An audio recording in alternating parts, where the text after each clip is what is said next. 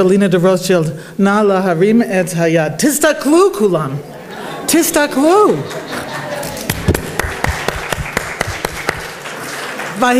יופי, שני ידיים. גם לרשום את השמות בדפים שהשארנו בחוץ. אוקיי, וגם שהבוגרות ירשמו את השמות והפרטים שלהם בדפים ששמנו בחוץ, מפני שעכשיו אנחנו באיסוף ואיתור בוגרות. אוקיי, והאם יש גם מורות? לא, אין מורות. יש מורה באוולינה. אז תקומי, תקומי. דור המשך, מצוין. שמי שולמית ריינהרץ. ולפני שאני אגיד מה שהכנתי, אני רוצה לספר לכם 3 דברים שאני למדתי היום. קודם כל, השתתפתי בטיול. מי השתתף בטיול היום? כן. את? לא, בטיול שלנו, כן? היית שם? סליחה. ואנחנו ראינו את המקום של הבניין הראשון של בית הספר אוולינה דה-רוטשילד. ואין שלט. אין שלט על הבניין. אין. As in, there isn't. אז בעיר העתיקה, במקום שהיה, אז אין שלט, היה שלט, ושם יש שלט אחר, או אחרת, I don't know what the right is. אחר? I got it right? Good. אוקיי, זה דבר ראשון, ואני רוצה שמישהו יתקן את זה, אוקיי? קודם, שני, למדתי מהמורה דרך, שהוא היה מצוין, הוא פה, לא?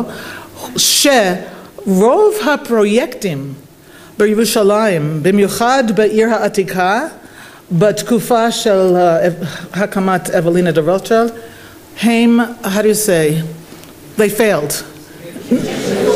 Okay, everyone said a different word, but that's fine. It is very important to know this because it was not automatic that the school would succeed.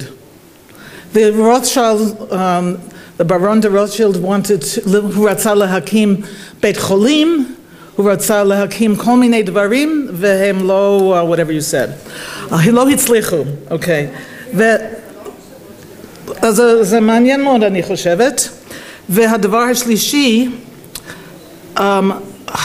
למדתי, אני גיליתי היום שהנריאטה זולד ואני לנדאו נפטרו באותה שנה. איזה שנה? 1945. זה היה לפני הקמת המדינה. וזה כל כך עצוב, אני חושבת, שכל העבודה שהן עשו, הם לא ראו את התופעות של זה. אוקיי. ערב טוב, שמי שולמית ריינהרץ, אני כבר אמרתי את זה, אבל טוב, להגיד את זה שוב פעם. אני מנהלת מכון HBI, אחד מהארגונים התומכים בכנס זה. אחד מהארגונים התומכים בכנס זה. אני שמחה מאוד שפרופסור סילביה פישמן, שאני מקווה שהיא פה, איפה היא? שם, נכון. אני מאוד שמחה שהיא, פרופסור סילביה פישמן, שגם פרופסור כמוני באוניברסיטת ברנדייס, שהיא מנהלת את המכון איתי, גם היא משתתפת ותיתן הרצאה עכשיו בכנס זה. HBI, הדסה ברנדייס אינסטיטוט, HBI, הדסה נתן את הכסף להקים את זה, וזה קיים בברנדייס אוניברסיטי, בגלל זה זה HBI. נוסד ב-1997 כחלק מאוניברסיטת ברנדייס שנמצאת על יד בוסטון. ראשי התיבות של HBI הם הדסה ברנדייס אינסטיטוט. מטרת מכון זה יחידה במינה, והיא לחקור את הקשר בין יהודים, יהודיות ומגדר. יש מישהו שלא יודע את המילה מגדר? זה מילה, okay, it's gender. If you don't know מגדר, you probably don't know gender. But אז אוקיי. ואני רוצה עכשיו לקרוא, אם אני אמצא את זה, כן, את המטרה במילים שבחרנו, ובאנגלית זה 26, מה? סליחה, ובאנגלית זה 26 מילים, ואלו הם. מטרת מכון הדסה ברנדייס היא לפתוח רעיונות חדשים, לפתח, נכון. בגלל זה לא רציתי להגיד לפתוח, אבל לא ידעתי מה זה. לפתח רעיונות חדשים לגבי יהודים ומגדר בעולם כולו, לא רק בארצות הברית וישראל, אלא בעולם כולו, ולעזור בכתיבת מחקרים חדשים, פרויקטים this is very hard for me, אומנותיים, אמנותיים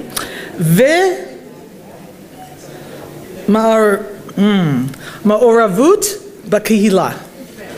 תודה. אוקיי, זה אני לא חושבת שאף פעם מישהו נתן, איך אומרים את זה? כאשר מישהו קרא את המטרה של ארגון. אוקיי, אנחנו שמחים מאוד להשתתף בכנס זה מכמה סיבות. החשובה ביותר ביניהן היא שהוצאנו לאור, איפה לורה? שהוצאנו לאור את ספרה של דוקטור לורה שור,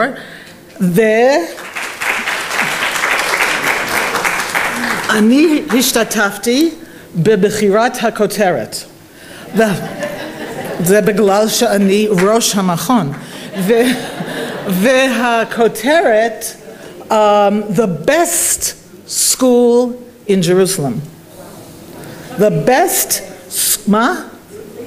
בעברית, הבית ספר הטוב ביותר בירושלים.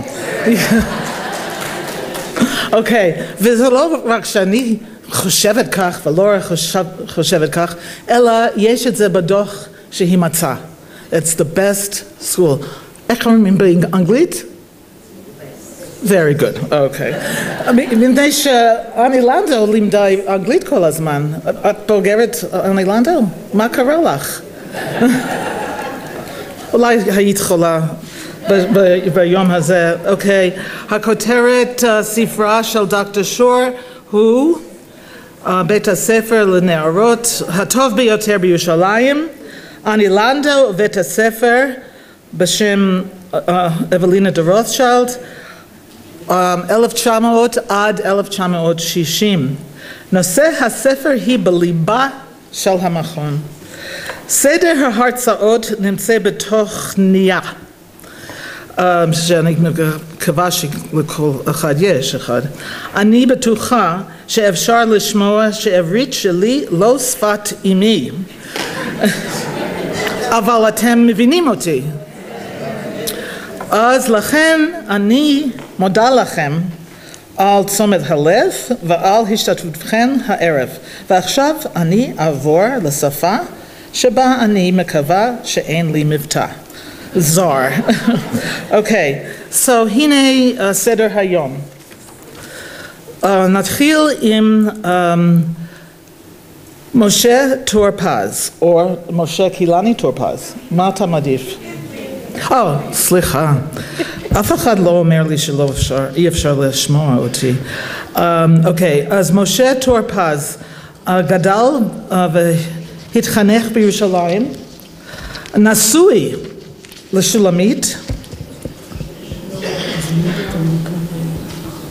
אוקיי, תשכחו את זה. מישהו אחר עכשיו ידבר. המנכ"ל, סליחה, מנכ"ל, סליחה.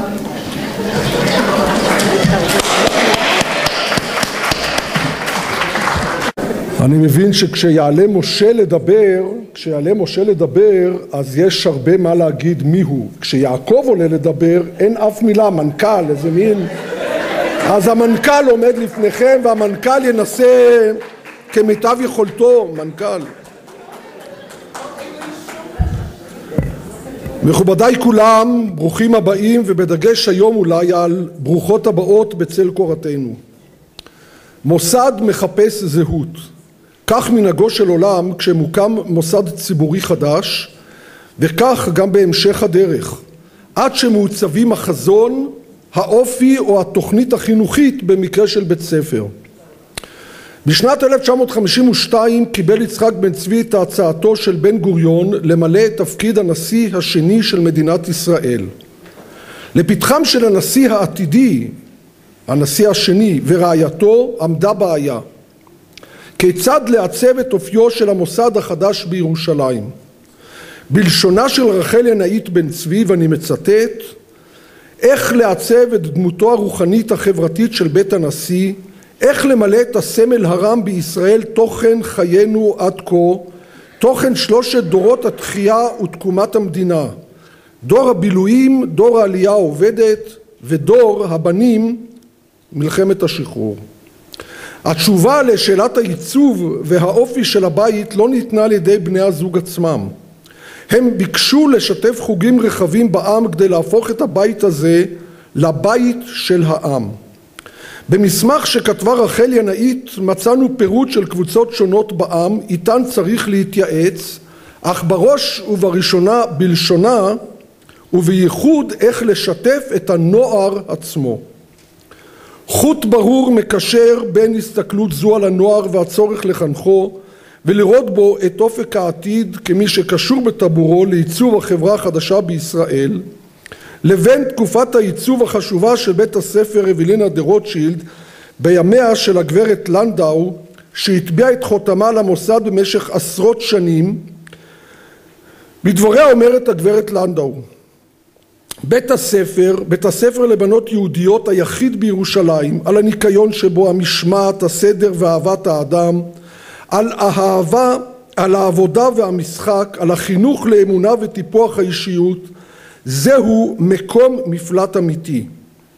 בהמשך היא מוצאת את ההגדרה הראויה לעיצוב התלמידות, עד תהפוכנה לתלמידת אוולינה, שאמרנו הבוקר, בת אוולינה, מושג העומד בפני עצמו. בית הספר הזה נועד בחזונה לאחד בנות, ואני מצטט, מרוסיה, מרומניה, מגליציה, גן עדן של ממש לילדות ילידות ירושלים, לתימניות, למרוקאיות, לפרסיות, לגרוזיניות, מערי הקווקז. וכך שני המוסדות הפכו למשפיעים בתחומם. בית הספר הפך למוסד חינוכי חשוב המקרין על תלמידותיו ועל סביבתו הרחבה, ובית הנשיא כאן ממש היה מעון לכלל עדות ישראל, המקרין על כלל קהילות העם ועל אזרחיו על שלל עדותיהם. ואני מבקש עכשיו להידרש לעדות וחוויה אישית שלי. ירושלים מרים סביב לה זה משפט ידוע ונדוש. על אותו משקל יש להוסיף ושכונות רבות בה. מהות השכונות הירושלמיות אינה רק משמעות גיאוגרפית של אוסף בתים במתחם גיאוגרפי מוגדר. המשמעות האמיתית של שכונות העיר הזו היא באופי השונה והבלעדי שהוצב בכל שכונה על ידי תושביה ובהקשר להיסטוריה של בנייתה והקמתה. ילדותי שלי ונעוריי עברו עליי בעיר הזו. באותן שנים האופי השכונתי היה מוצק וברור ביותר. עדיין לא התשתשו הגבולות החברתיים והתרבותיים של כל שכונה עם שכנותיה. בין שכונה אחת ידע היטב את גבולות מגוריו, לאו דווקא הגבולות הפיזיים, אלא בעיקר הגבולות החברתיים והתרבותיים. העיר מלאה בתרבויות משנה רבות שכל אחת הגדירה במדויק את גבולות שכונתה. התמזל מזלי. התפתחותי לא הוגבלה בגבולות מוגדרים וברורים. ילדותי ונעוריי הפרו בי תערובת חברתית ותרבותית נדירה יחסית לאותן שנים. גדלתי ברחוב הלל במרכז העיר ונשאתי בגאווה את הצמיחה בתוך מה שהירושלמים מכירים היטב, המשולש הירושלמי, הממוקם בין רחוב יפו, רחוב בן יהודה ורחוב המלך קינג ג'ורג', כך אנחנו הירושלמים קוראים לרחוב הזה. גבול אחר של מתחם ילדותי היה במורד הרחוב בקיר הבטון, שדרך חריכיו ראינו עולם קסום אך גם מאיים של מחוזות העיר העתיקה. ממערב שכנה שכונת רחביה הקלאסית של אנשי הרוח והאקדמיה, שכונה שעבורי הייתה מעבר לגדר, סגורה ומסוגרת בתחום חברתי ותרבותי משלה. חדירתי למתחם זה התרחשה כשלמדתי בגימנסיה העברית הלא רחוקה מכאן, וחציתי מדי יום את הגבול הווירטואלי של השכונה שממנה באתי והגחתי אל עבר שכונת רחביה. כך נהניתי משני העולמות וחיברתי ביניהם. סמוך לנו שכנה שכונת שערי חסד שהייתה עולם שונה ובלתי פתיר. ראיתי את מראותיה, שמעתי את קולות דוברי היידיש ברחובותיה, אך אליה לא באתי. הגבול ללא חומה וגדר אמיתיים היה מוצק וברור, רחוב אוסישקין. צמוד לבית הספר שבו למדתי היה עולם נוסף, בית הספר לבנות על שם אוולינה דה-רוטשילד. בינינו הפרידה חומה גבוהה, חומה אמיתית, פיזית. הבוקר למדתי, אני זכרתי את החומה הזו כחומת בטון אפורה, ולמדתי לפני מספר שעות שלפני כמה שנים שופץ בית הספר, אבל הוא לא שופץ. החומה שופצה והיום זאת חומת אבן מפוארת. בינינו הפרידה חומה גבוהה, עולם אחר, אך הסקרנות גברה, ומעת לעת היינו מטפסים על החומה כדי לשזוף בעינינו את שמעברה השני. בבחינת פרי אסור אך מסקרן. לא היה מגע עם בנות בית הספר, אך הרבה מבטים נזרקו בינינו ובינן מן העבר השני. המקום היה טאבו, ידענו כי יש שם פרי שהטיבו לא פענחנו ולא טעמנו. אותה החומה מלווה אותי ואת רבים מחבריי ללימודים במהלך חיינו. ויכוחים רבים התנהלו בינינו באותם ימים בתנועת הנוער על משמעות החומה הזו. האם ראוי שתתקיים? הלא חברה אחת אנחנו. כיצד ניתן לחצותה ולהגיע אל נושאי התכנים השונים מאיתנו המצויים מעבר לה? האם יישארו הם כספר החתום בפנינו? האם אנו נשאר כספר החתום עבורם? לאחר שנים, אולי היום כאן, בכנס הזה, מצאתי את התשובה שאותה חיפשנו במהלך השנים. יש להרוס את המחיצות, יש ללמוד את האחר והשונה. די לנו אם נתהדר בכך, כי בכנס זה קיים שילוב מרתק בין סוגיות חינוכיות ירושלמיות, יהודיות, נוצריות ומוסלמיות. ירושלים השתנתה אל מול עינינו, לא עוד איים תרבותיים נפרדים ועצמאיים. אוכלוסיות מתערבבות זו בזו, לומדות זו על זו ואולי גם משפיעות ומפרות. מי ייתן ונשכיל לראות טוב ולהרבות באהבת האדם, התרבות והארץ. אני מבקש לסיים בדברי תודה לוועדה האקדמית שמלווה את הכנס, שהיו בה בין השאר נציגים של מכון הדסה בריידייס בארצות הברית, אמרתי בסדר, עם 26 מילים בחזון. בית הספר אוולינה דה-רוטשילד, מרכז מלטון לחינוך באוניברסיטה העברית, בית הספר לחינוך באוניברסיטת תל אביב, בשיתוף חוקרים אוניברסיטת בר אילן, מכון קרן קיימת לישראל, תולדות הציונות וההתיישבות בראשותו של מר יחיאל לקט, האגף לקשרי תרבות ומדע במשרד החוץ, ולא פחות חשובה, המנהלת הנוכחית של בית הספר, הגברת בברלי גריבץ. תשימו לב כמה גופים התאחדו ביחד לכנס אחד. תודות מאלפות לחבריי מהמכון לחקר ארץ ישראל ויישובה וחברים רבים נוספים ביד שסייעו ונתנו כתף. ואחרונות חביבות. אוצרות התערוכה דוקטור נירית שלב חליפה ועדנה אסיס. התערוכה מתקיימת בשיתוף ארכיון העיר ירושלים ועיריית ירושלים, שאנחנו זוכים תמיד לפתיחות וזרועות פתוחות כשאנחנו באים. ואחרונות ממש חביבות, נחבאות אל הכלים ונחבאות ממש מעבר לקיר, שתי המתרגמות הסימולטניות, דוקטור שרה פרידמן ואיילת סקסטין. המשך כנס מוצלח ומפרה. תודה רבה.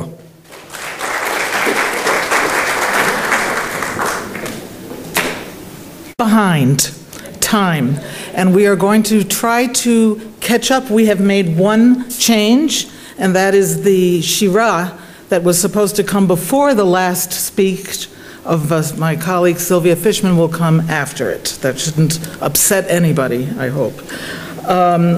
So now I want to introduce the singer who is going to share with us probably the songs of our favorite composer of songs, Julie Natan, and I want you to come up and entertain us.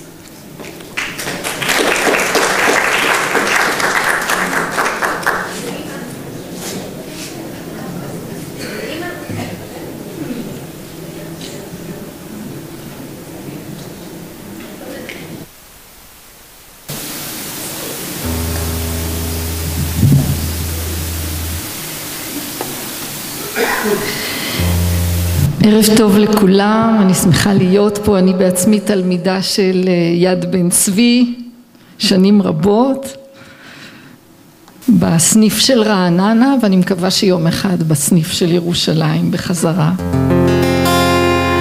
אז אני אפתח, במה אפשר לפתוח? אם לא בירושלים של זהב, לא חשבתי על זה, האמת. אני עושה מה שאומרים לי היום, ביקשו 4 שירים של מחברות נשיות, נשים, אז או בענייני נשים. אז קודם כל, מה אם לא פרק משלי אשת חיל, אבל לא מההתחלה, זה לא יהיה כל הפרק, אלא על חוכמתה של האישה.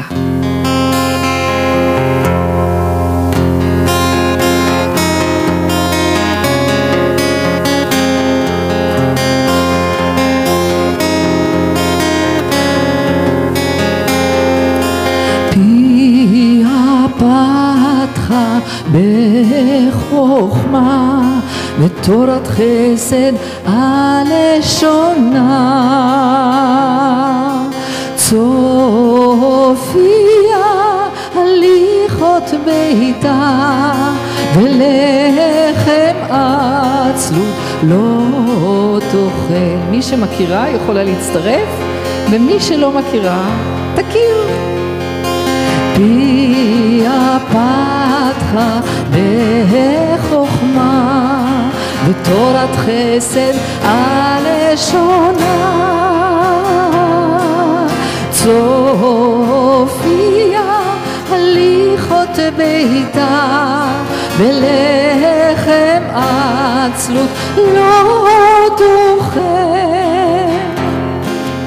קמו בניה וישרוה בעלה ויהללה רבות בנות עשו חיל ועטלית על כולנה קמו בניה וישרוה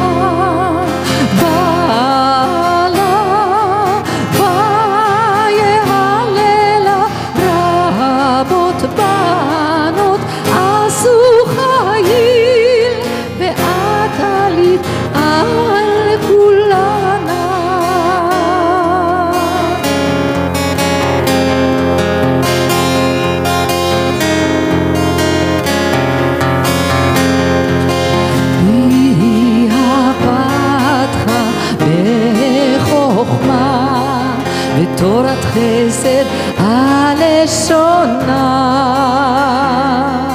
צופיה הליכות ביתה ולחם עצלות לא תאכל. קמו בניה וישרוה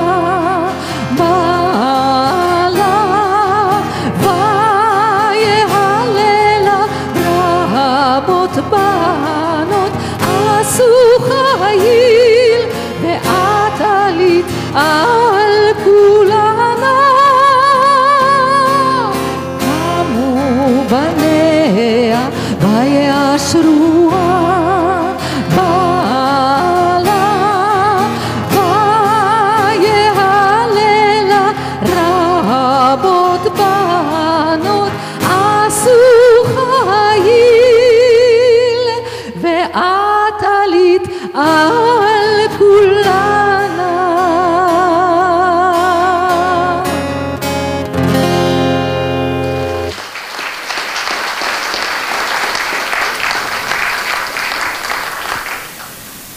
רחל המשוררת ושיר אהבה קסום ומופלא, זמר לך ועליך.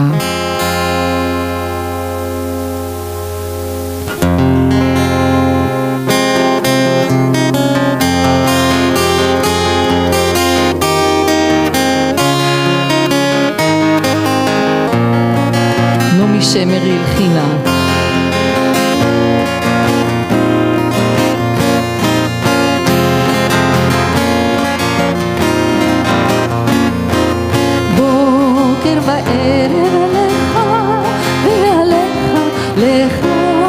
עליך שרו שירי, שר בדום ניצל ובכה פצע בצורי נחת ודווי. יש לא הבחנתי בכל למענך, יש ונתקע השרשרת כמעט, רגע ושבו ושרו עליך, שרו עליך ושעת, רגע ושבו ושרו עליך, שרו עליך ושעת.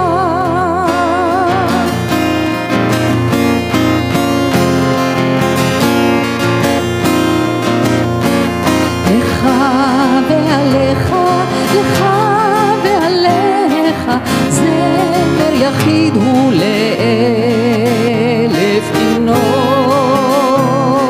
שר בדום ניצל ובכה פצע בצורי אופל באור.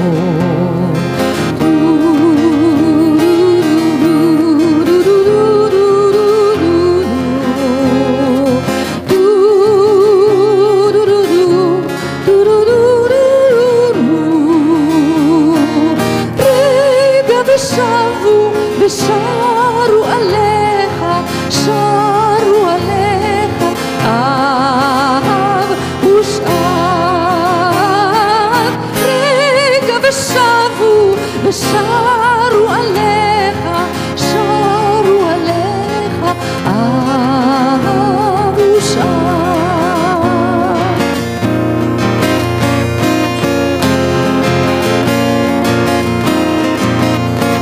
לך ועליך, לך ועליך, זמר יחיד הוא לאלף כינור, שר בדום ניצל ובכה פצע בצורי אופל באור.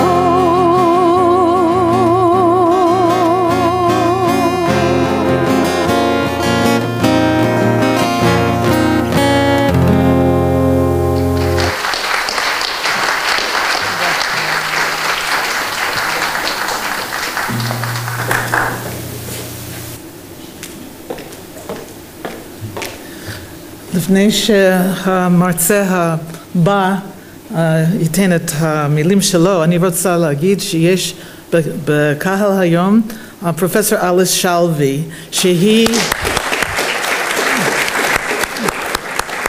אני חושבת שכל אחד יודעת שאת יסדת את בית ספר התיכון בשם פלך, ואנחנו נשמע קצת.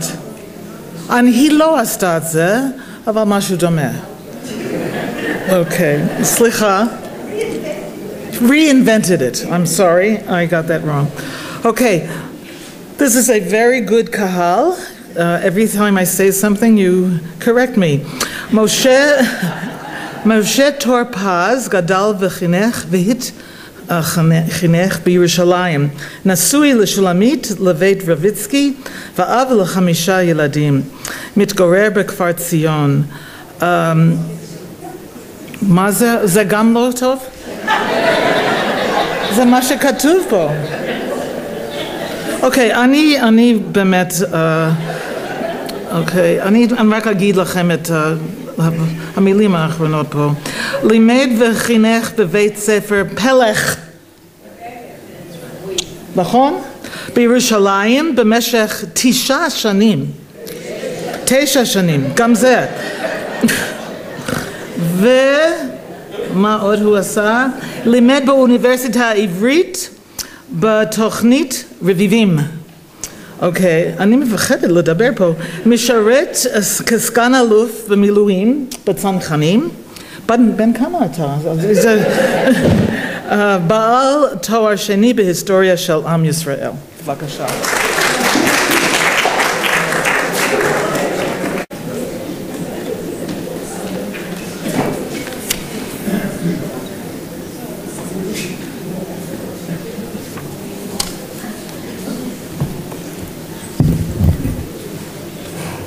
ביום כ' באייר תש"ח, ה-28 למאי, התנסו תימרות עשן מעל העיר העתיקה בירושלים. דגלים לבנים התנופפו במספר מקומות. זה היה שבת בבוקר, ובחור צעיר שברח מישיבת חברון החרדית על מנת לשרת ולהגן על העיר, פצוע ברגלו, נעמד בחלון בית הספר הארמני, שם רוכזו הפצועים של העיר העתיקה. לבחור קראו שר יישוב, היום שר יישוב כהן, הרב הראשי לחיפה, והוא דילג על רגלו הבריאה לחלון החדר.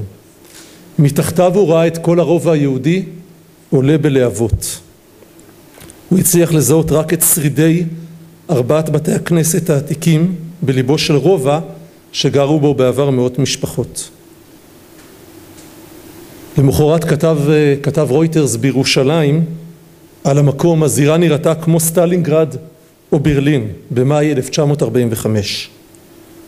יחד עם כמה מהפצועים קל יותר שהצטרפו אל שר יישוב בחלון, הוא החל לשיר שירי כיסופים פטריוטיים על שיבת ציון. השירה של הפצועים העירה את אסתר שהתחננה לקבל תרופה לשיכוך כאביה. מכיוון שלא נותרה תרופה כזו במלאי, הציעו לה סיגריה במקום. שר יישוב זוכר אותה, ממלמלת לא, שבת היום. אלה היו מילותיה האחרונות, מיד אחר כך שקעה בתרדמת, ממנה לא קמה. שמי כאמור משה טור-פז, ואני עובד שנים רבות בחינוך, כאן בירושלים וגם במקומות נוספים. ואסתר, אני אספר קצת את הסיפור האישי ודרכה הבית ספרי ואולי גם הלאומי של אסתר צלינגולד דודתי, ואני אלך כאן בדקות הקרובות בעקבות ספר שכתב אבא שלי שגם יושב כאן בקהל, ספר שנקרא מלונדון לירושלים, שמספר את סיפורה של אסתר צלינגולד, כאמור אחותו דודתי, שעלתה מלונדון לירושלים, הייתה מורה בבית ספר אוולינה דה-רוטשילד, נמצאת גם בתמונה של הספר החדש כאחת המורות בצוות, ונהרגה כאמור בקרב על העיר העתיקה, אחת מ-39 נופלים שנפלו בקרב האחרון. אז במסע הקצר הזה אנחנו חוזרים 23 שנים אחורה, ל-1925. שם בלונדון, אנגליה, נולדת אסתר לבית צלינגולד, להוריה, סבי וסבתי משה וחנה.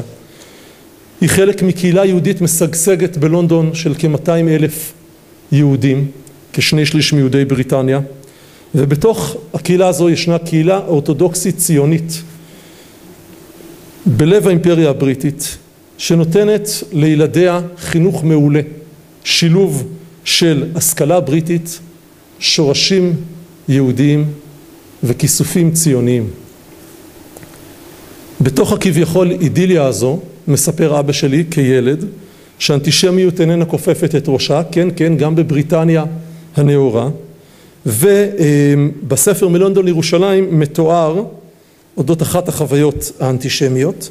בסתיו 1938 חלפנו על פני מנזר בקצה רחוב הית'לנד בלונדון. מצאנו על קירותיו את הכתובת יהודים חזרו לפלסטינה, מרוחה באדום ובכחול. מסר השטנה הזה לא הטריד לא את המנזר, לא את העירייה, וגם הקהילה היהודית לא כל כך עשתה מאמץ למחוק את אותה כתובת. אבל הילדה אסתר שגדלה בצל מאורעות מלחמת העולם השנייה ובתוך קהילה יהודית אבל לומדת גם בבתי ספר כלליים, ובין השאר מתנדבת עם ילדי הקינדר טרנספורט שמגיעים מאירופה באותה תקופה. מחליטה ביוני 1946, אחרי שהשלימה תואר ראשון ותעודת הוראה, לעבוד בהתחלה עם ניצולי שואה בלונדון, על מנת אולי לתת איזשהו ביטוי למאוויים שלה כאישה צעירה.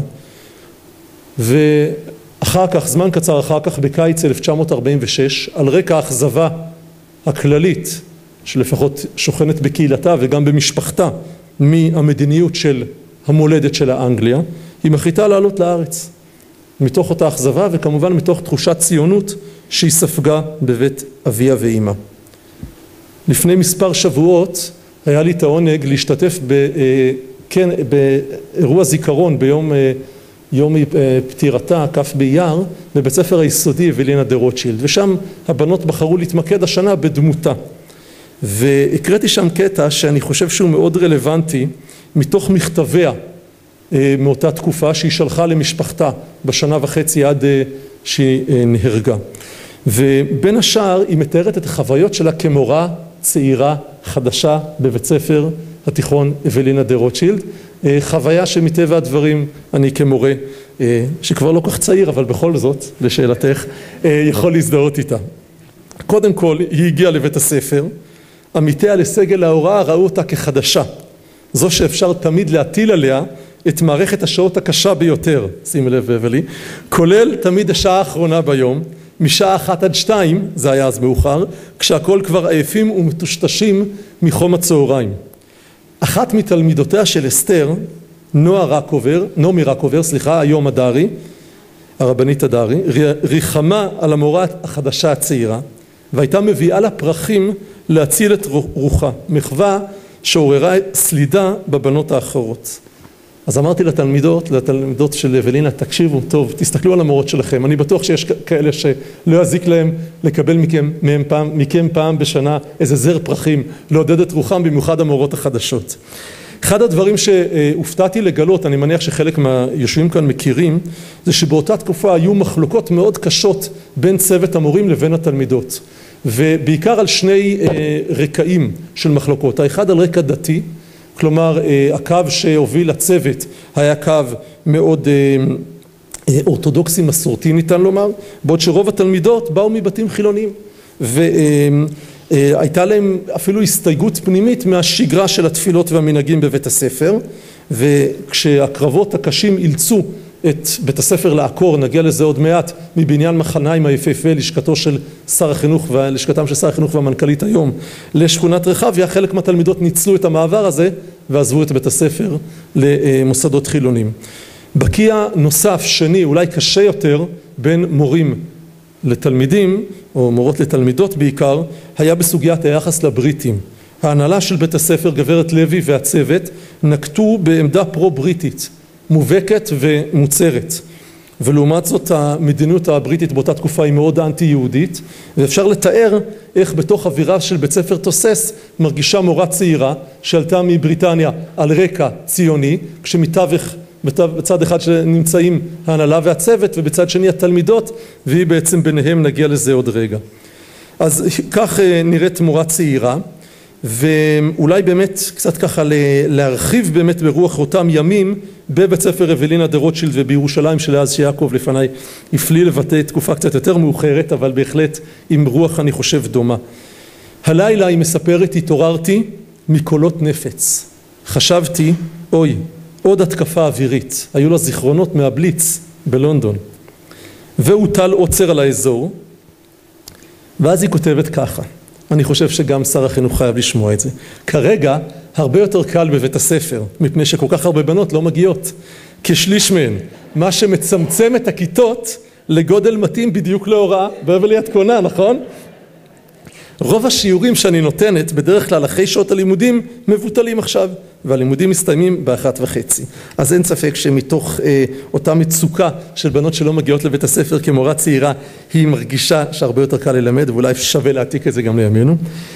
אבל אסתר לא מסתפקת בתפקידה כמורה עם כל חשיבותו, ובציר הזה בעצם באותה תקופה היא מחליטה להצטרף להגנה, ועושה בעצם מעבר שאולי אני, אם שמעתם את שולמית קודם, גם היום כאיש חינוך עושה אותו בציר שבין צבא לחינוך, לצערנו הציר הזה לא נעלם, אבל באותה תקופה לאישה צעירה לקום מתוך תפקידה כמורה ולהתגייס להגנה לא היה דבר מאוד נפוץ, וכך מספרת אחת מחברותיה לאותו מהלך, חברתה שולמית קוגן לבית וליקובסקי, כותבת את הדברים הבאים: אסתר הצטרפה להגנה בהתנדבות כפי שהיה מקובל באותה תקופה, ואני הייתי חברה בקבוצת הבנות שהצטרפה אליה, בחורות דתיות שהשתייכו לענף הפעיל ביותר של ההגנה, אבל לא התאמנו בשבת. כלומר, הנה יש קבוצת נשים צעירות מתגייסות להגנה, שומרות על אמונתם. ועוד אנקדוטה שמצא אבי במכתבים שהשאירה אחרי מותה, אתם יודעים, יש במחקר, יש מה שנקרא שימוש משני, כשמוצאים משהו כתוב על בסיס משהו עתיק יותר. אז באחד המכתבים שהיא שלחה למשפחתה היה שימוש לפני כן, וזה היה פתק ששלחה אימא למורה, ועל הפתק כתוב ככה: מיס קלינגולד היקרה, אבקשך בכל לשון לסלוח לביתי דייזי טיחו על היעדרותה מבית הספר ביום חמישי 20 בנובמבר 1947. היא לא הרגישה טוב, באיחולים מקרב לב ובכבוד רב, דוקטור טיחו. דייזי, שאימא שלה הייתה רופאת שיניים ירושלמית ודודה היה רופא העיניים המפורסם, דודתה זו הציירת אנה טיחו, הייתה בת 11, והיא כתבה אחר כך על אסתר: היא נראתה הרבה יותר צעירה וחכמה מהמורים האחרים. השיעורים שלה היו תמיד מעניינים. בשיעורי האנגלית היא לימדה אותנו שירים מצחיקים, ואנחנו היינו מתאמצות לזכור את המילים. היא הייתה גם אהובה מאוד על המורים האחרים וכו'.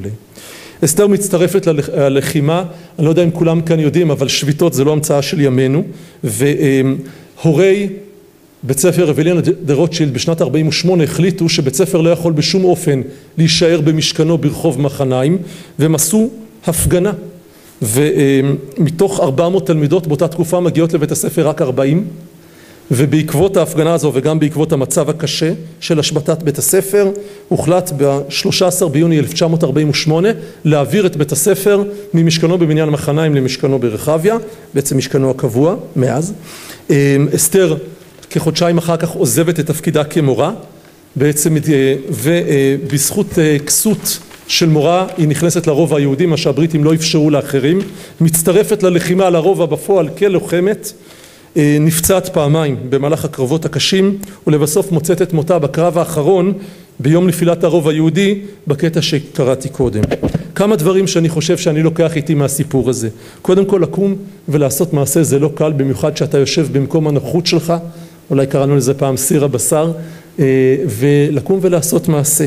וזה בלי ספק בין השאר מלאכתו של המחנך, זה שמתיימר לחנך אחרים. הבחירה של הבחירות הקשות בחיים, לשלב שילוב של תורה ועבודה, אליו היא כנראה גם חינכה, השמירה על המסורת בתוך מציאות קשה, הדבקות במעשה הציוני בכל נפשך, על בסיס אותו מדרש של רבי עקיבא, אפילו נוטל את נפשך. אני רוצה באמת לסיים עם דבריו של, באמת בדברים שהיא כתבה למשפחתה כשבועיים לפני מותה, וככה היא כותבת: היה לנו קרב מר, טעמתי את טעם הגיהנום, אך המאמץ היה כדאי, כי אני משוכנעת שבסוף תהיה מדינה יהודית והתגשמו כל מאוויינו. אני אהיה רק אחת מרבים שנפלו קורבן וכו'. אני רוצה שתראו את הדברים באור אחר, שתזכרו שהיינו חיילים ונלחמנו למען המטרה הגדולה והנאצלת מכל. אלוהים עמנו, אני יודעת, בעירו הקדושה, העיר שלו, ואני גאה ומוכנה לשלם את המחיר שעלול להידרש כדי לגאול אותה. בבקשה מכם, אל תהיו יותר עצובים מי שאתם חייבים להיות. חייתי חיים מלאים, אם גם קצרים, ואני חושבת שזו הדרך הטובה ביותר. קצרים ומתוקים, מאוד מתוקים הם היו בארצנו שלנו. וכן היא מסיימת, זכרו אותי רק מתוך שמחה. אני רוצה להודות כאן על הפורום המאוד מכובד הזה. קודם כל לאבא שלי שכתב את הספר, כאמור נמצא כאן, ואמא שלי שמגדלים אותנו, ועוד רבים אחרים, על הסיפור המדהים הזה של מורה לוחמת, אישה דתייה שמביאה את שילוב העולמות הזה בגיל כל כך צעיר יד בן-צבי ולעומד בראשו יעקב יניב שבאמת מארח את הכנס הזה, וכמובן לבית ספר אוולינה דה-רוטשילד ולעומדת בראשו בברלי, ולכל מי שנושא באמת מביא את הכנס החשוב הזה לידי ביטוי. אני חושב שבעירת ירושלים באמת אנחנו יכולים להתכבד בכך שחיבורים כאלה בין הימים ההם בזמן הזה מתקיימים גם בימינו. תודה רבה.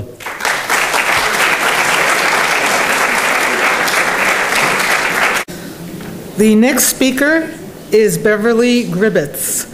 She is the principal of the Evelina Tchila, the amalgamation of the Evelina de Rothschild Secondary School for Religious Girls, which she headed from 1998 to 2004, and the Tchila High School, which she founded in 2007. Beverly was the executive director of Rav Adin Steinsalz's Makor Chaim Yeshiva High School for Boys.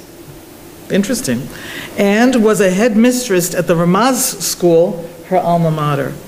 She has served as a consultant to the Jewish Education Department of the Sochnut and has held several positions at the Pelech Religious Girls High School, at the Melton Center for Jewish Education of the Hebrew University, and at Pardes. She is a training principal for the Avnei Rosha Principals course at the Michlala in Beit Vegan. Beverly has bachelor's degrees from Barnard, so do I, and the Teachers Institute at JTS. What is this, Barnard? Okay, and the Teachers Institute at the Jewish Theological Seminary. And she has a Master of Education from Harvard. Her dissertation, entitled On the Translation of Scholarship to Pedagogy, The Case of Talmud, earned her a PhD in Jewish education from the Jewish Theological Seminary in New York. Beverly.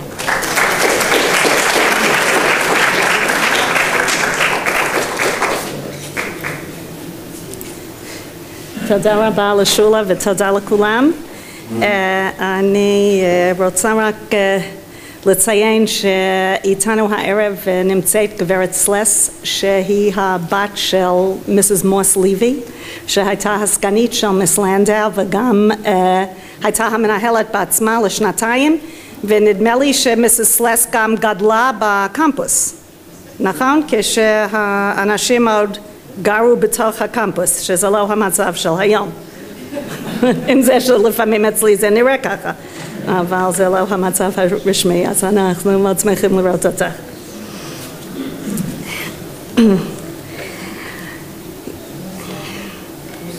כשהכלב בלק בתקופה העות'מאנית, הלך אחרי רגליו בצמול שלשום של עגנון.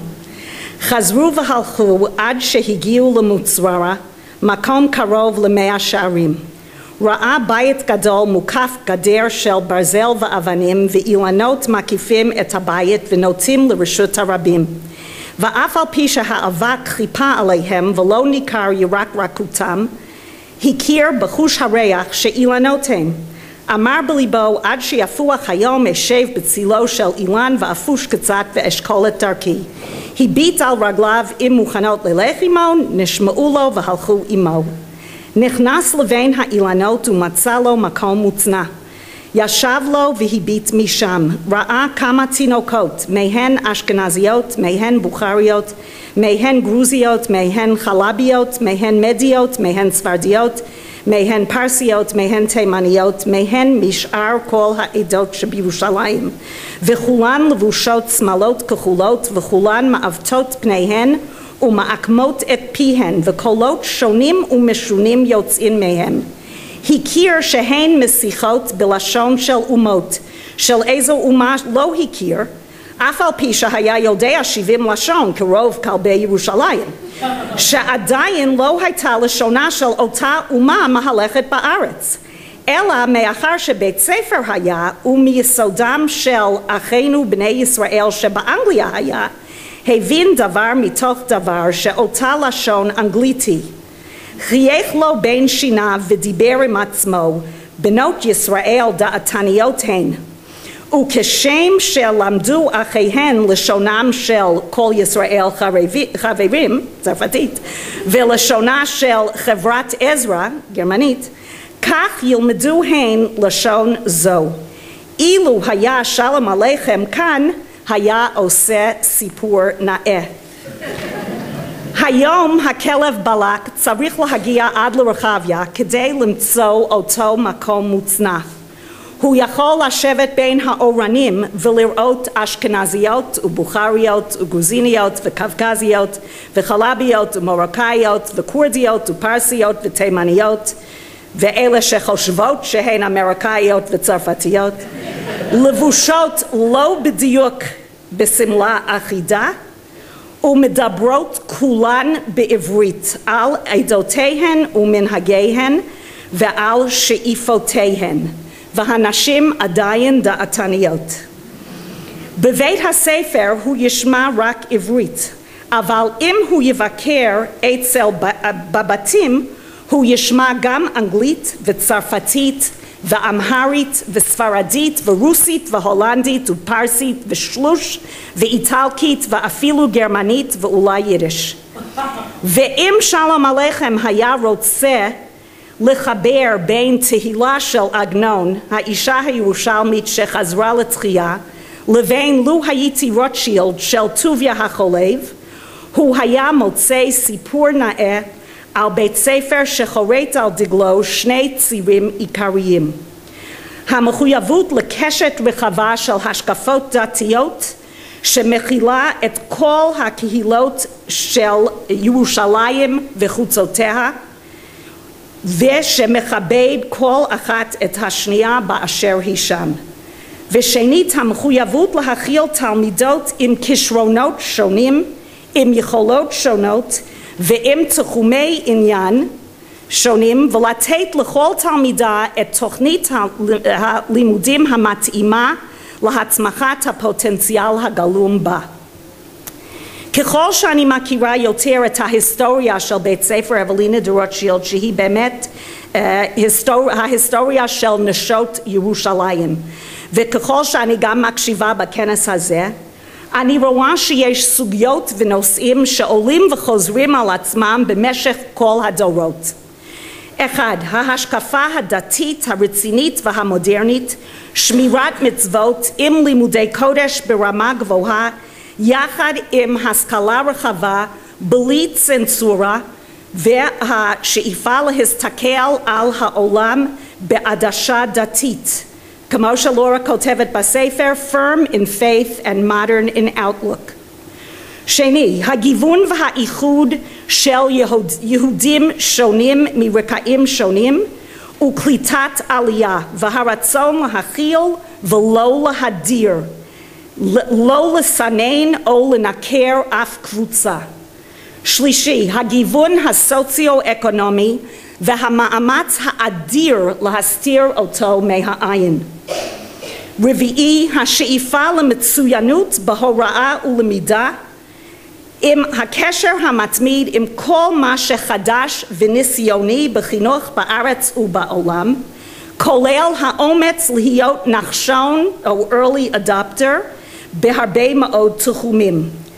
חמישי, להכין את התלמידות לעולם הרחב ולהתפרנס בכבוד בהמשך. ושישי, העצמת נשים, תלמידות, מורות ואימהות. והנה כמה דוגמאות, ויש הרבה מהעולם של בית הספר היום. על הצד הדתי ולימודי קודש, בתשע"ג, זה הסטטיסטיקה שיש, 53% מהבנות עשו 5 יחידות לימוד בתנ"ך, כשבחינוך הממלכתי דתי הארצי רק 31%. 100% של התלמידות עושות 5 יחידות לימוד בתושב"ע, כשבחינוך הממלכתי דתי רק 71%. הווי אומר ש68% מהבנות, וזה לא מובן מאליו, לומדות 10 יחידות לימוד בלימודי קודש, כשבחמ"ד מגיע רק 20%, ולכן כל כך חבל לנו הנטייה כרגע להוריד את מספר היחידות, אבל אנחנו עוד נמצא את הפריצה גם לזה. יש לנו תוכנית ייחודית במחשבת ישראל ופיתוח החוויה הרוחנית שחוצה את הגבול בין החינוך הפורמלי והחינוך הבלתי פורמלי. חלק מזה אנחנו זכינו בהגדרה של בית ספר ניסוי מאגף הניסויים של משרד החינוך, ומסביב לניסוי שלנו אנחנו מפתחים שיחה ערה מסביב לנושאים דתיים, כשאין שום דבר שאסור לשאול, ושהמגבלה היחידה זה תרבות הדיבור. הורה חדש בבית הספר אמר לי לפני שבוע שאחרי כמעט שנה היא מאוד מודה לנו שבבית ספר שלנו you don't shove it down our throats. כך היא אמרה לי, במבטא בריטי דווקא, שזה נשמע קצת יותר טוב. העניין של העדות, אנחנו מפתחים את כל הסיפור של העדות ומנהגיהם, יש לנו תוכנית ביקורים בבתי כנסת יחד עם יד בן-צבי שאנחנו מנסים לפתח את זה מסביב לבית ספר במרחק של 2 דקות, אפשר למצוא כל עדה, אנחנו בראש חודש מתפללים בבתי כנסת של העדות ולומדים על העדות, הרעיון הוא שמשך השנה כל תלמידה תראה מה שמוכר לה ומה שלא מוכר לה.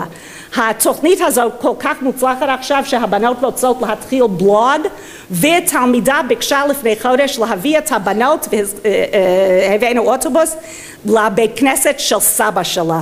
היא אמרה אני רוצה לארח בבית כנסת של סבא שלי, ואם פעם דאגנו שהילדים של מהגרים מתביישים, באבלינה אף אחד לא מתבייש בשום דבר ברקע שלה.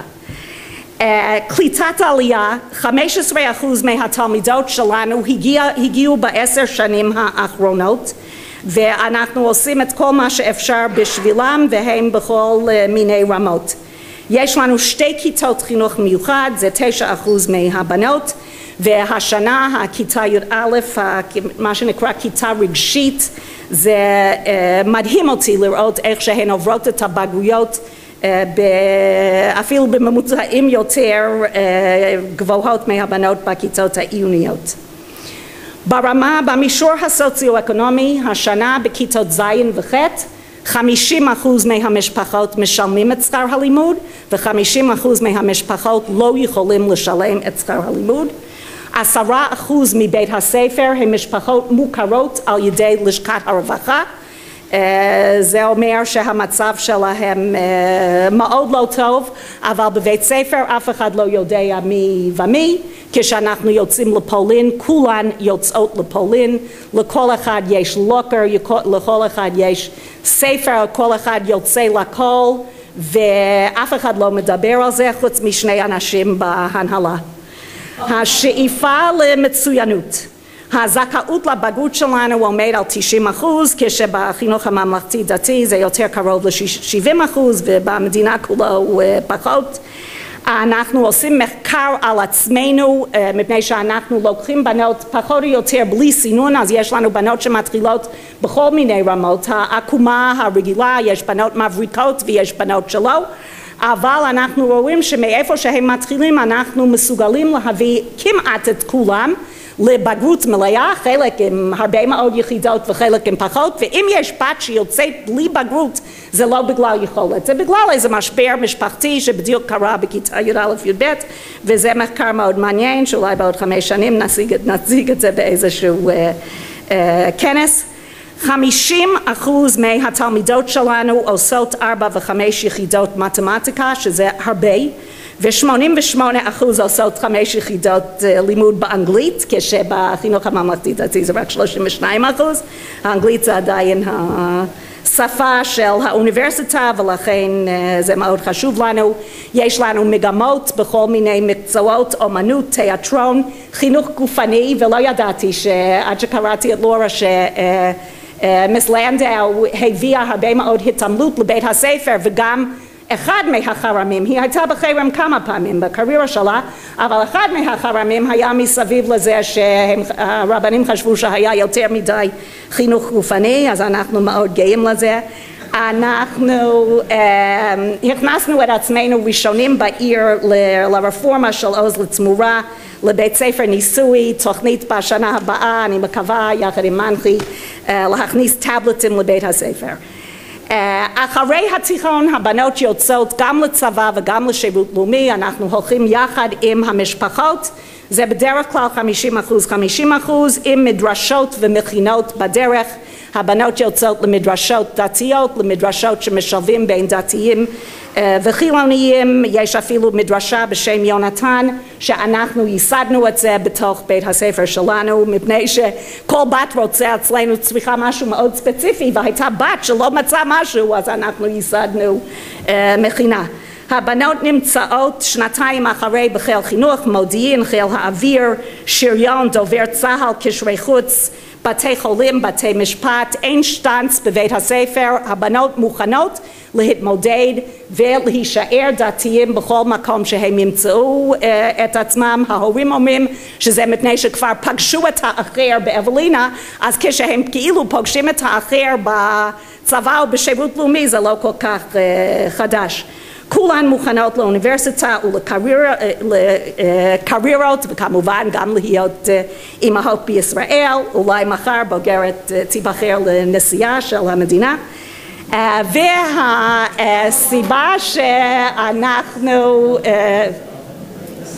הסיבה שאנחנו מבקשים מהבוגרות לרשום את השמות ולהיות בקשר איתנו, זה שאנחנו באמת רוצים להכין לא רק אלפון בוגרות, אבל גם לעשות מחקר על עצמנו. זה משהו מדהים, הבוגרות של אוולינה מוצאים אותם בכל מקום, ואנחנו רוצים להתחיל לעשות כנסים, אולי מנטורינג, לעזור לבנות בבית הספר, יש הרבה שאפשר לעשות. והבנות כמובן מוכנות למנהיגות בהמשך.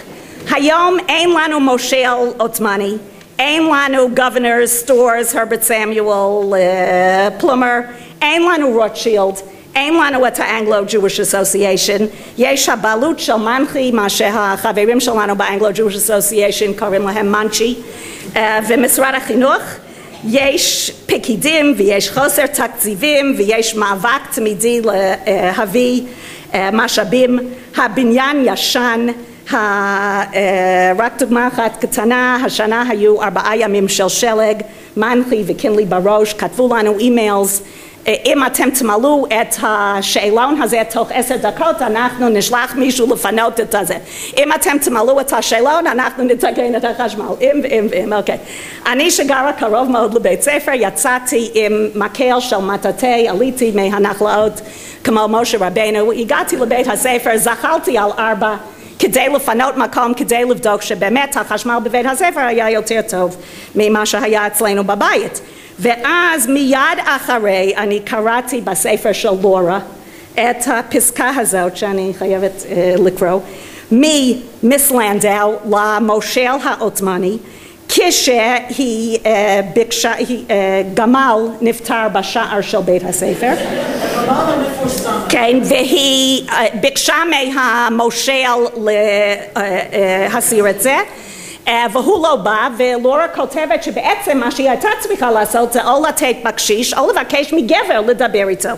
אבל מיס לנדאו כתבה, Your Excellency, as the presence of a dead camel outside my school is a grave danger to the health of our several hundred children, I must beg to inform Your Excellency that if the carcass is not removed before 5 o'clock this evening, I shall be compelled to have it removed at my own expense and placed outside Your Excellency's door, as I do not know how to dispose of dead animals. אז גמל שלג, Your Excellency מנחי, הדברים ממשיכים באותו רצון טוב לשתף פעולה. החזון שלנו הוא להמשיך ולהשפיע. גם אם אנחנו עושים את זה ממקום קטן, אנחנו רוצים לגדול לא ל2,000 תלמידות שמיס לנדאו רצתה, אבל אולי לחזרה ל400. היום יש בירושלים הרבה מאוד בתי ספר, הרבה תחרות, והחזון שלנו של איחוד ושילוב הוא קצת אנטי שיווקי. בעירייה שרואה את רצון הפרט ולא תמיד את טובת החברה, ואני לא יודעת אם זה תפקיד העירייה, אז זאת לא ביקורת. יש קבוצה של הורים מאוד מאוד מסורים שהקימו איתי בעצם או ששיקמו איתי את בית הספר. ההורים האלה הם אינם קהילתיים, הם רב קהילתיים, כמו שבית ספר אוולינה דה-רוטשילד תמיד היה. המנהלת עדיין קצת עוף מוזר מחוץ לארץ עם מבטא משונה, והסתכלות אבל היום ציוני מובהק, אבל עם עיניים קצת לפעמים מעבר לים, אבל כמו מיס לנדאו, נהנית מכל רגע של העבודה, לא שואפת לשום דבר אלא להיות מנהלת של בית ספר אוולינה דה-רוטשילד, ואוהבת כל תלמידה כאילו שהיא ביתה.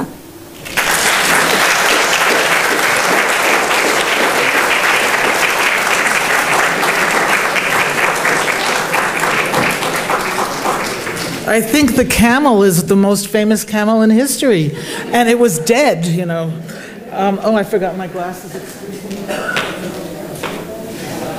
So our final speaker for the evening, and after that we will hear again from Shuli Natan, is Professor Sylvia Barak-Fishman. She is the outgoing chair of the Near Eastern and Judaic Studies Department at Brandeis University, and she is also the co-director of the Hadassah Brandeis Institute. Professor Fishman is the author of 7 books and numerous articles. She writes about the connection between American and Jewish values, the impact of Jewish education, gender transformations, Jewish families and intermarriage, contemporary Jewish literature and film, and young American Jewish leaders, artists, and entrepreneurs, and their attitudes towards Israel and Jewish peoplehood. Sylvia Fishman is currently working on a book entitled Love, Marriage, and Jewish Families, Paradoxes of the Gender Revolution.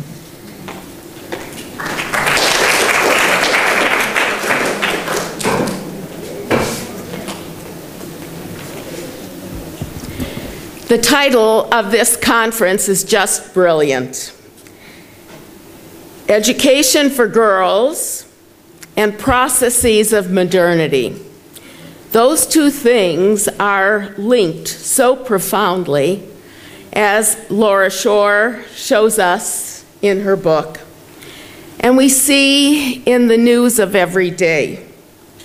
In the past few weeks, the world has witnessed in horror the way in which the dark forces of anti-modernity perceive the link between education for girls and modernity, and they attempt to disrupt it. The radical reactionary group Boko Haram, which means education is forbidden, kidnapped hundreds of sleeping girls gathered at their school to take their final examinations, and attempted to sell them into marriage or sexual slavery.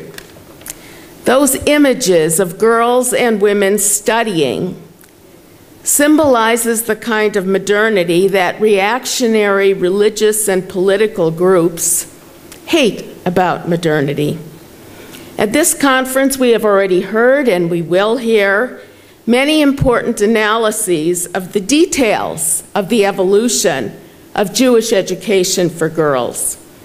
When the Evelina de Rothschild School was established in Jerusalem, as Laura Shore illustrates, and as Margalit Shiloh emphasized earlier this evening, the concept of widespread education for girls and women was anything but normative. When Sarah Schneerer established the Beis Yaakov movement in Poland after World War I, the concept of girls studying Judaic texts in their original languages was still new and controversial.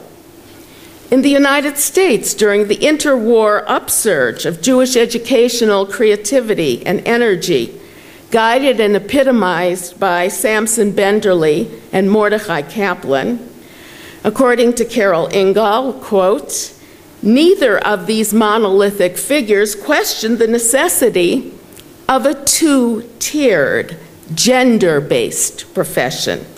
Men would become the educational thinkers, administrators, and leaders, Jewish equivalents of teacher college professors, superintendents of schools, and boards of education. Professionalizing women, on the other hand, meant making graduates of Jewish teacher training colleges look more like the alumni of American normal schools. A similar two-tiered system was relevant to the women of Reform Judaism during the early decades of the 20th century.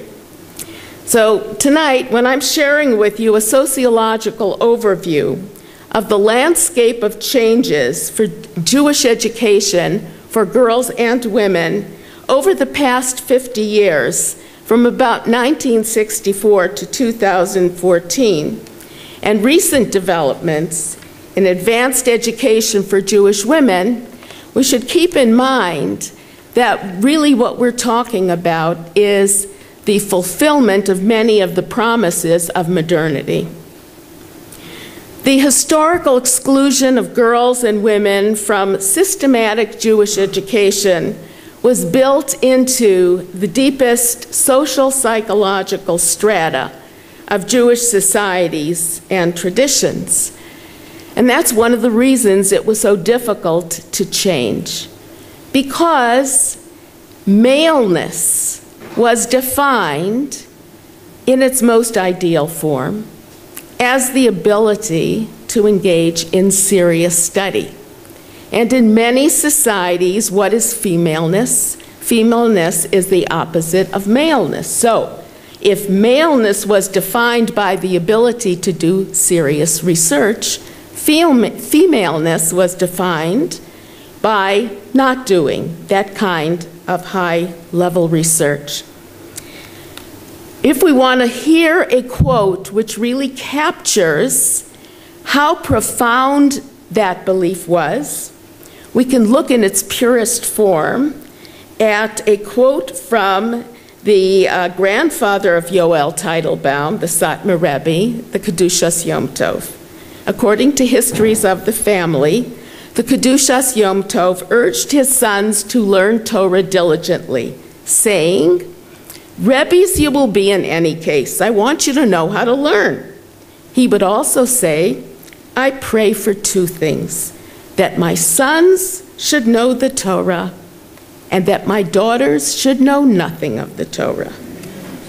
No, he continued, prayer does half the job. The second half has been fulfilled. Now it's your job to fulfill the first half.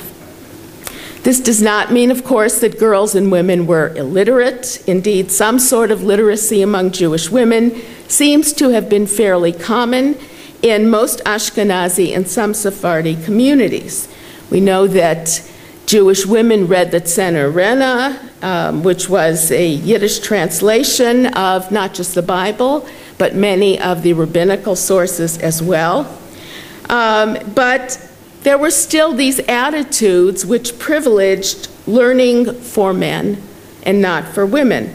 Some of it was connected to the fact that men were expected to at least know enough Hebrew to be what we might call liturgically literate, to know how to do tefillot, to how to conduct or at least follow a worship service in Hebrew. And that was still the case in the United States when we look at the 1950s and 1960s. If we look at the 1950s and 1960s in the United States, before bat mitzvah ceremonies for girls became common, we find that about 40% of Jewish women had no Jewish education, formal Jewish education. Now, many of them were educated in their homes by their families.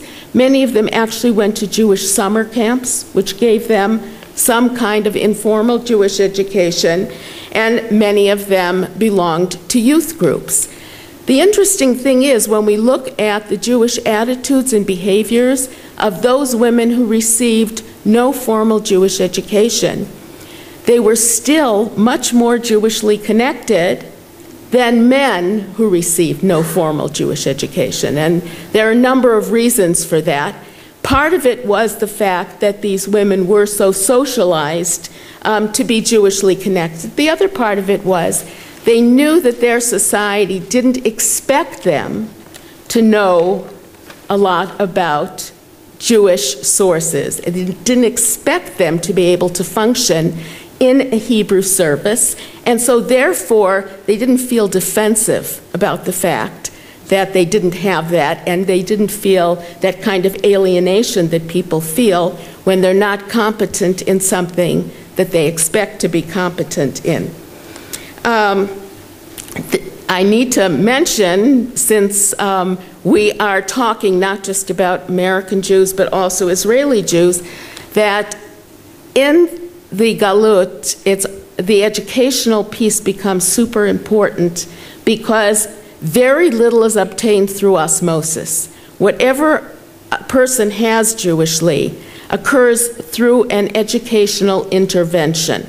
And so living in Israel, where a lot about Jewish culture comes to people just through daily life, we have to remember that formal Jewish education becomes extremely important when you go into an environment where it doesn't occur through osmosis. Now, in the United States, a rather extraordinary thing has happened over the past few decades.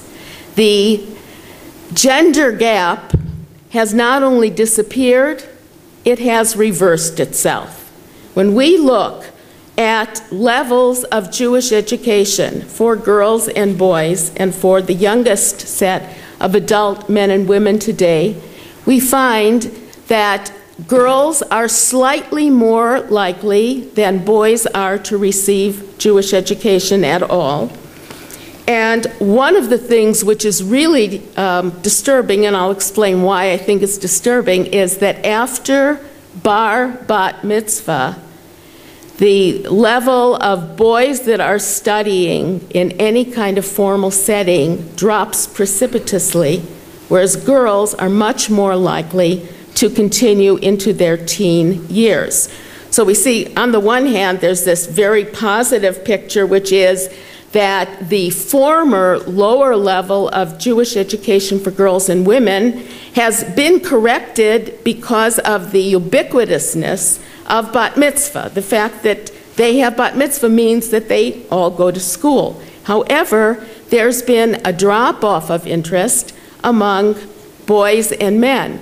And we see statistically that connections to Jews and Jewishness in adult life is statistically predicted by whether or not young people stay in Jewish schools after bat mitzvah. In fact, the longer they stay, the more it matters, again, in terms of statistical predictions. So being in a formal Jewish school from age 15 to 16 is a better predictor than if you're in the school 14 to 15, and that's after we adjust statistically for differences between the families and other differences. We also see that Jewish education for girls, when we talk about Jewish education for girls, we need to also talk about Jewish education for women.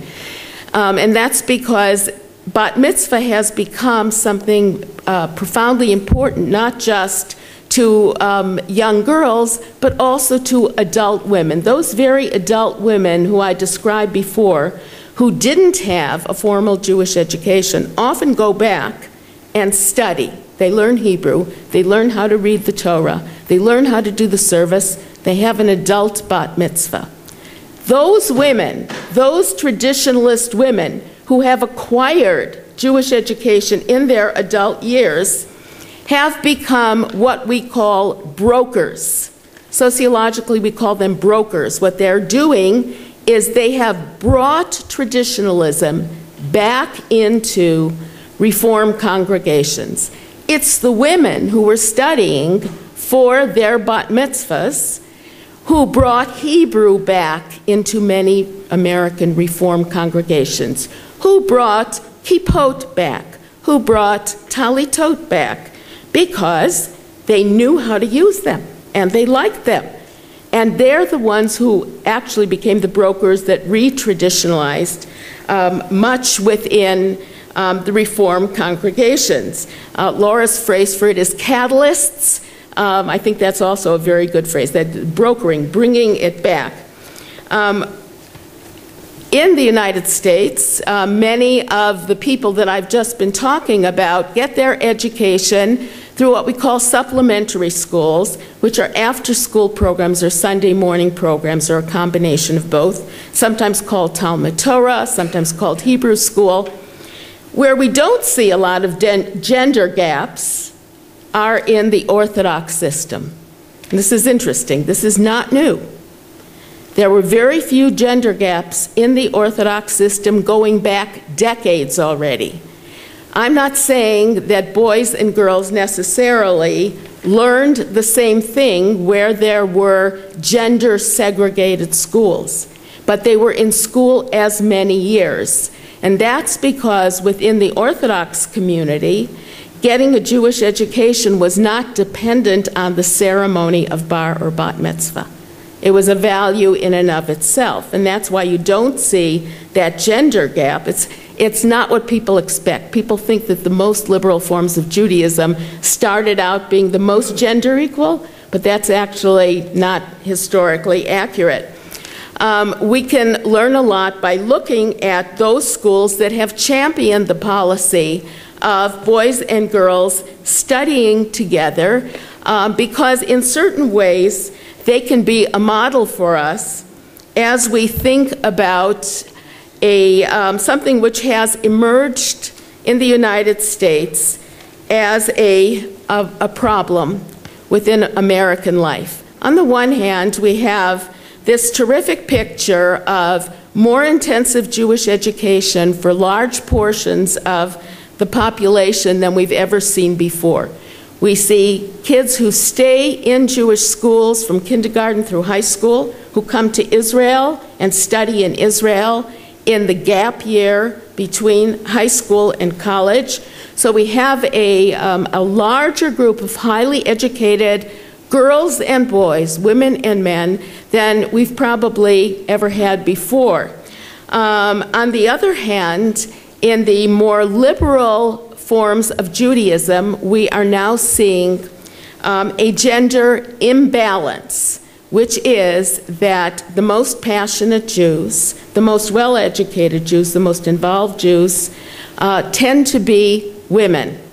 Now, the problem is not the women. The problem is not the girls.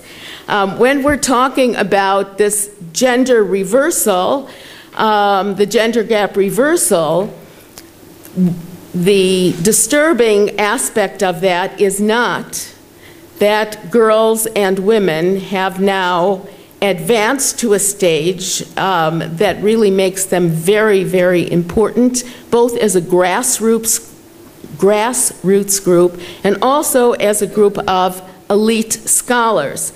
The problem is the decline of interest in the other gender, the male gender. And we need to think about what the answer is. Well, as you probably are not surprised to hear some people say that the solution to the problem is the retreat of girls and women. But I think that that's pretty much a bankrupt suggestion. And I turn to my colleague Norma Baumel-Joseph, who likes to use the example of the episode of the daughters of Tzlafchad, who came to Moshe and who wanted to claim their heritage. And what did they use cleverly as their rationale? Their rationale was they wanted to maintain their father's birthright. So what I would suggest is that girls and women with their high levels of Jewish education today are maintaining their, yes, I know, are maintaining their father's birthright, and that is a fabulous thing. We can look at segments of the population where there actually has been a balance attained.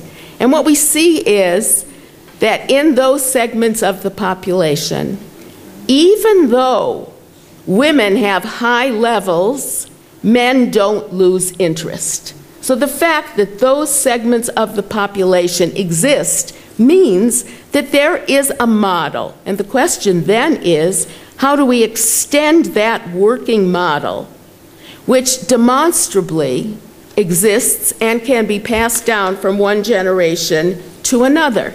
Actually, this is something that we see throughout American society now. It's called an unfinished revolution by one writer, partnership marriages, where men and women are both interested in the kids.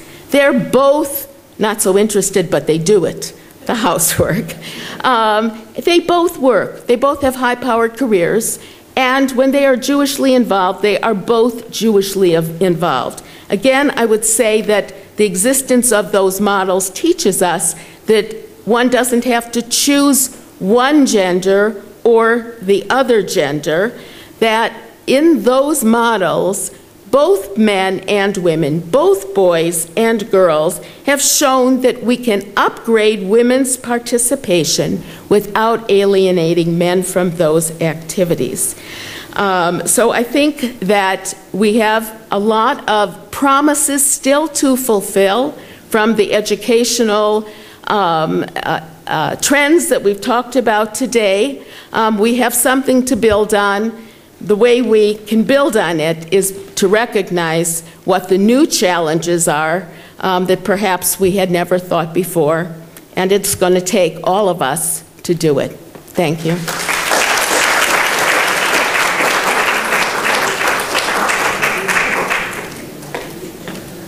Because Sylvia Barak-Fishman didn't have enough time to tell us everything, I just want to mention something you might not know, which is that there is now a rabbinic training program in New York called Maharat, which trains Orthodox female rabbis, which is, I think, what? Do you have an opposition to this? No, okay. So just about we have Sofrot, we have Mohalot, we have everything that exists in Jewish life that women can participate in. We have professors of Talmud, we have every single etgar that you can think of, except Brit Milah, that women can participate in. And with regard to Brit Milah, there are all sorts of new ceremonies that are being created to become parallels to that as well. I agree with Sylvia that we have a big challenge ahead, but it's very interesting to me. History, I think you will agree, has been dominated by men's activities and men's opportunities, and yet, as soon as women start achieving a great deal, isn't it interesting, within this religious sphere, men pull back, as if we do anything that's a real accomplishment, it seems to be somewhat of a challenge. And I think we should really try to figure out why that is for so many people. When there is a president of a congregation that is a woman, and then the next president of the congregation is a woman, the men think that's maybe not such a valuable thing to do. So there's a lot of attitude change that we have to go through. I think the concept of bat mitzvah and bar mitzvah that Sylvia spoke about is a little bit different from the bar and bat mitzvah that you have here. In American society, it is like the end of Jewish education rather than the beginning, as I think it should be. So we're working on many of those issues. And now, on an upbeat note, we will have two more beautiful songs by our lovely Zamarit and Zameret, whichever one you want to use. I don't even want to hear from you about this. And then we will conclude our program.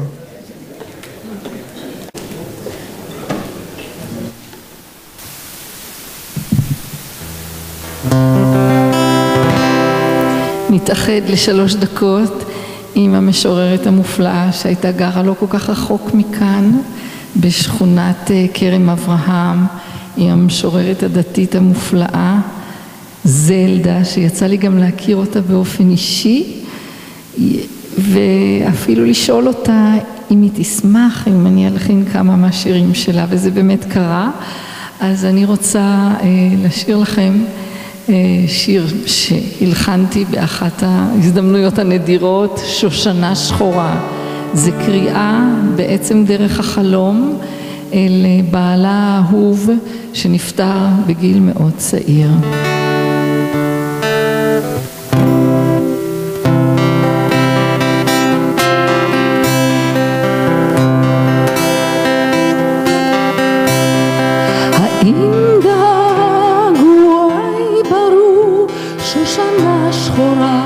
שנתת לי בחלום, האם געגועי ברור שושנה שחורה שנתת לי בחלום, או געגועיך חדרו בדמות פרח מן העולם הכמוס אל חלומי, ומדוע ביקשתי ממך פתאום הגילים, דבר שלא עשיתי מעולם כאשר היית בארץ החיים.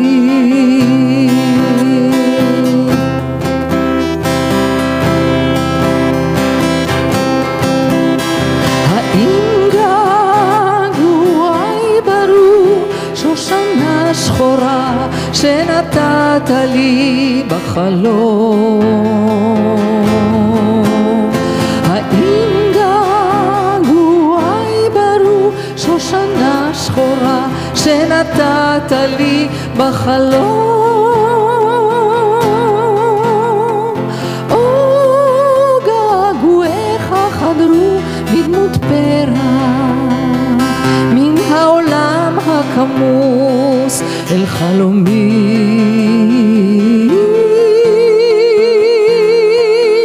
ומדוע ביקשתי ממך פתאום הגילים, דבר שלא עשיתי מעולם כאשר היית בארץ החיים.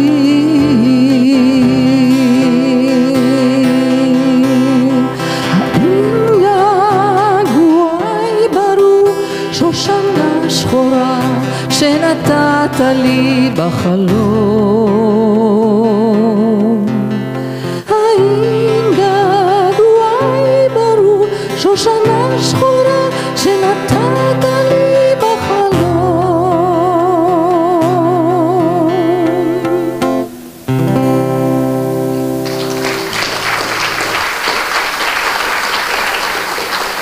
והאמר נעמי שמר, גם מילים וגם מנגינה, בעצם שיר מאוד מאוד נשי, או שיר של חברותה נשית. בעצם היא הקדישה את השיר לחברתה הטובה, אסירת ציון עידה נודל, בת גילה, ובעצם הוא מין שיר כזה שאני מרגישה שהוא בעצם שיר כל אחוות הנשים באשר הן, ויסלחו לי כמה גברים מקסימים שנמצאים פה באולם. מה שלומך אחות?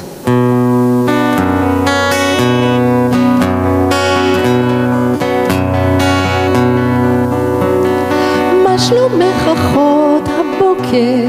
מה שלומך אחות?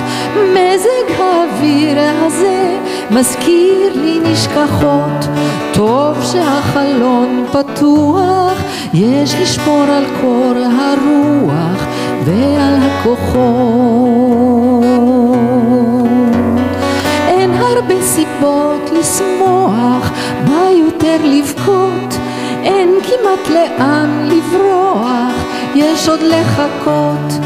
יד נעלמה כונסת גם את פירורי החסד, גם את המקום. בשעה שקשה לי לשיר והכל מתמוטט על ראשי, תרשי לי לזכור ולהזכיר תמיד, לך יש אותי, לי יש אותך, לנו יש אותנו, לך יש אותי, לי יש אותך, לנו יש אותנו.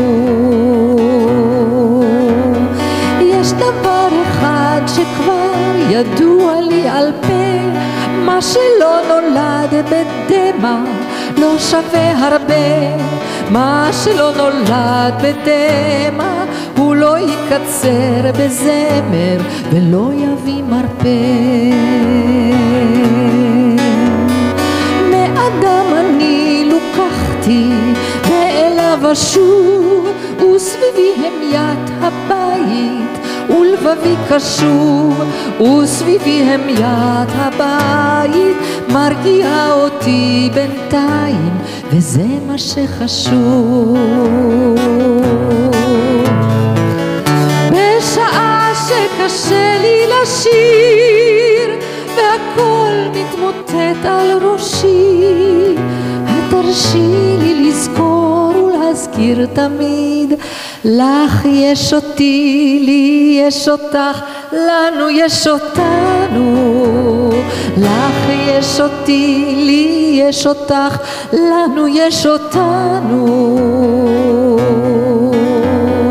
מה שלומך אחות הבוקר, מה שלומך אחות, איך על סביבותיו הרוח שוב חוזר הולך, תכף יתגלו שמיים, אל תסתירי את פנייך, אל יחדל קולך,